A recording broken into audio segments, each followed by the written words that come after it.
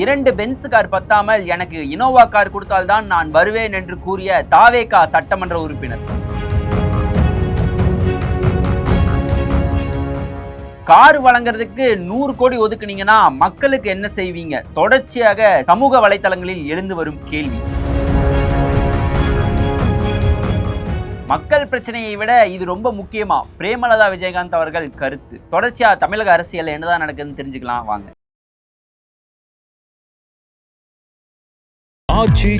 எந்த சமையலும் ருசி தேடும் ரகசியம் 20 ரூபாய். தமிழக முதலமைச்சரா திரு சி ஜோசப் விஜய் அவர்கள் பொறுப்பேற்ற அப்புறம் தொடர்ச்சியா அவங்க என்ன அறிவிப்பு தமிழக அரசு சைட்ல இருந்து வந்தாலும் மற்ற கட்சிகளும் மக்களும் அந்த அறிவிப்பு சரியா தப்பான அவங்களுடைய தீர்மானத்தை சொல்ல ஆரம்பிச்சுட்டாங்க இப்ப இருக்கிற அரசியல் களத்துல. ஸோ அந்த வகையில அந்த மாதிரி மற்ற கட்சிகள் அவங்களோட எதிர்ப்பையோ இல்லை இது சரி தப்புன்னு சொன்னாலும் இப்ப இருக்கிற ஆளுங்கட்சியான தாவேகா அரசு அது சரி செஞ்சுக்கவும் பார்க்குது, சில விஷயங்களை சரியும் பண்ணியிருக்காங்க. அந்த வகையில நேற்று முதலமைச்சர் விஜய் அவர்கள் சட்டமன்றத்தில் ஒரு சின்ன ஒரு அறிவிப்பு ஒன்று கொடுத்திருந்தாரு. அதுதான் இன்னைக்கு சமூக வலைதளங்கள்ல தொடர்ச்சியா விமர்சனங்களுக்கு உள்ளாயிருக்குன்னு சொல்லணும். அப்படி என்ன விஷயம் அப்படின்னா, காட்டுமன்னார் கோவிலுடைய சட்டமன்ற உறுப்பினர் திரு ஜோதிமணி அவர்கள் ஒரு கோரிக்கையை வச்சிருந்தாரு. என்ன அப்படின்னா, எங்களுக்கு மக்களை சந்திக்கிறதுக்கு முறையான வாகனம் வசதி இல்லை, அதே மாதிரி எங்களுக்கு உதவியாளரும் இல்லை, அதை வச்சுக்கிற அளவுக்கு எங்களுக்கு பணமும் இல்லை, அதனால அரசு தரப்புல இருந்து எங்களுக்கு ஒரு வாகனமும் அதே மாதிரி ஒரு பிஏவும் அரேஞ்ச் பண்ணி கொடுத்தீங்க அப்படின்னா மக்கள் பணி ஆற்றுறதுக்கு எங்களுக்கு இன்னும் ஈஸியா இருக்கும் அப்படின்னு ஒரு கோரிக்கையை வச்சிருந்தாரு. ஆகஸ்ட் 12ஆம் தேதி. நேற்று ஆகஸ்ட் 19ஆம் தேதி அன்னைக்கு முதல்வர் விஜய் அவர்கள் அவருடைய கோரிக்கையை நிறைவேற்ற மாதிரி, அதாவது 234 தொகுதியில் உள்ள சட்டமன்ற உறுப்பினர்களுக்கும் கார் வழங்கப்படும் அப்படிங்கிற ஒரு அறிவிப்பை நேற்று அறிவிச்சாரு. அந்த காருக்கு மெயின்டெனன்ஸ் டிரைவர் அதுக்கெல்லாம் சேர்த்து 75,000மும், அதே மாதிரி அந்த எல்லா எம்எல்ஏக்களும் பிஏ வச்சுக்கலாம், அந்த பிஏக்கு 25,000 கொடுக்கப்படும் அப்படின்னு சொல்லி ஒரு அறிவிப்பு அறிவிச்சாரு. அறிவிப்பு அறிவிச்ச உடனே எம்எல்ஏக்கெல்லாம் ஒரே குஷியாகி அவங்கள கைத்தட்டி ஒரே உற்சாகமா இருந்தாங்க. அந்த இடத்துலயும் சில பேர் சில விஷயங்கள் பேசியிருந்தாங்க. அதுவுமே இன்னைக்கு ஒரு சர்ச்சைக்குரிய விஷயமா மாறி இருக்கு. பெரியகுளமுடைய சட்டமன்ற உறுப்பினரான திரு சபரி அவர்கள் என்ன சொல்லியிருந்தார் அப்படின்னா, நான் காலேஜ் படிக்கும் போது என்னோட லவ் ஃபெயிலியர் ஆயிடுச்சு. காரணம் என்ன அப்படின்னா, என்கிட்ட வேலையும் இல்லை காரும் இல்லை, ஆனா இப்ப முதல்வர் விஜய் அவர்கள் வேலையும் கொடுத்து காரும் கொடுத்துருக்காரு அப்படின்னு நகைச்சுவையா ஒரு விஷயம் பேசியிருந்தாரு.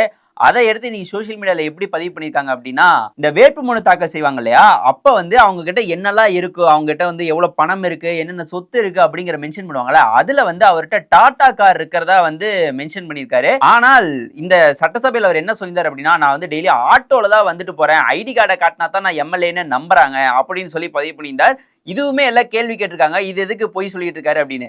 இதையும் தாண்டி இன்னொரு எம்எல்ஏ இருக்கார் இல்லையா, அதாவது மொடக்குறிச்சியுடைய சட்டமன்ற உறுப்பினரான சண்முகம், அவர் என்ன சொல்லியிருந்தார் அப்படின்னா, கொடுக்கறது கொடுக்குறீங்க, ஒரு இனோவா காரா கொடுங்கன்னு சொல்லியிருந்தார் இல்லையா, அதுவுமே இன்னைக்கு கேள்விக்குறியா இருக்கு. என்னன்னா, அவருடைய அந்த வேட்புமனு தாக்கலுடைய லிஸ்ட்லயும் வெறும் 2 பென்ஸ் காரு, ஒரு இனோவா கிறிஸ்டா, ஒரு வோல்க்ஸ்வேகன் கார், இவ்வளவுதான் அவர்கிட்ட இருக்குன்னு சொல்லி மென்ஷன் பண்ணிருக்காரு.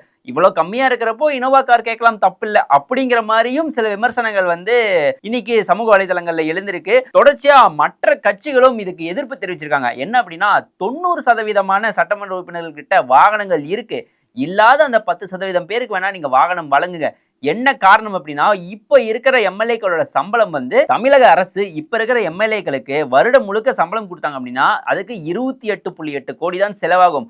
ஆனா இந்த மாதிரி கார் வழங்கி அதற்கு ஒரு அமௌண்ட், அதே மாதிரி பிஏ, இந்த மாதிரி விஷயத்துக்குலாம் நீங்க அமௌண்ட் ஸ்பெண்ட் பண்ணீங்க அப்படின்னா இப்ப இருக்கிற நிதிநிலையும் பத்தாது. அதே நேரத்துல வருடத்துக்கு 78 கோடியிலிருந்து 100 கோடி வரைக்கும் செலவாகும். ஆல்ரெடி மக்களுக்கு பண்றதுக்கே உங்ககிட்ட நிதி நிலைமை இல்லைங்கிறத நீங்களே சொல்லியிருக்கீங்க.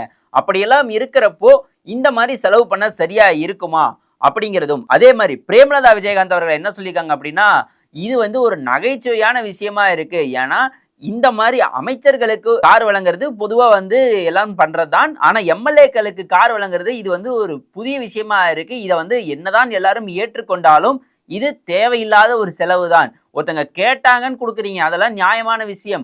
ஆனா இங்க எத்தனை பேர்ட்ட இருக்கு இல்லைன்னு லிஸ்ட் பார்த்து அதே மாதிரி அதுக்கு எவ்வளவு செலவாகும்னு பார்த்து அந்த செலவு வச்சு மக்களுடைய தேவை எப்படி ஃபுல்ஃபில் பண்ணலான்னு பாத்தீங்கன்னா நல்லா இருக்கும். அதுதான் இங்க பல பேருடைய எதிர்பார்ப்பா இருக்கு. பிரேமலதா விஜயகாந்த் அவர்களும் அதை தான் சொல்லியிருக்காங்க. திரு உதயநிதி ஸ்டாலின் அவர்கள் ஒரு விஷயம் மென்ஷன் பண்ணியிருந்தாரு. இவங்க ஒரு விஷயம் பண்றாங்க அப்படின்னா அந்த விஷயத்த முன்னாடியே வெளிவிட்டுறாங்க. இவங்க ஒரு விஷயம் இப்போ ஒரு திட்டத்தை கொண்டு வர போறாங்க, இவருக்கு இந்த பொறுப்பு தர போறாங்க அப்படின்னு ஒரு விஷயத்தை வெளிவிட்டுறாங்க. அது சரியா தப்பான்னு மக்கள் முடிவை வந்து பார்த்துட்டு அதற்கப்புறம் அரசு தரப்புல இருந்து நாங்க வந்து அப்படி பண்ணவே மாட்டோம் அப்படின்னு நீங்களே பார்த்திருப்பீங்க. பல பேருக்கு வந்து பதவி கொடுக்கறதா சொல்லியிருந்தாங்க. அதுக்கப்புறம் அந்த பதவி கிடையாது, அவங்களுக்கு கொடுக்கல அப்படின்னு மென்ஷன் பண்ணியிருந்தாங்க.